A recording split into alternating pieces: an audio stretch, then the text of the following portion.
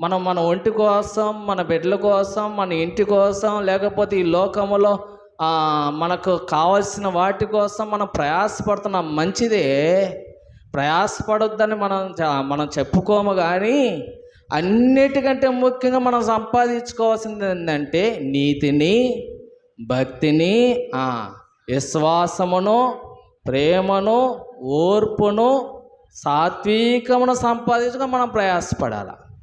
ఇప్పుడు ఈయన ప్రయాసపడి అంత అనుకుంటున్నాడు కదా, ఈ రాత్రే నీ ప్రాణం అడుగుతున్నారు, నువ్వు సంపాదించినదంతా ఆదివారమే పనికి పోతాం కొంతమంది కదా.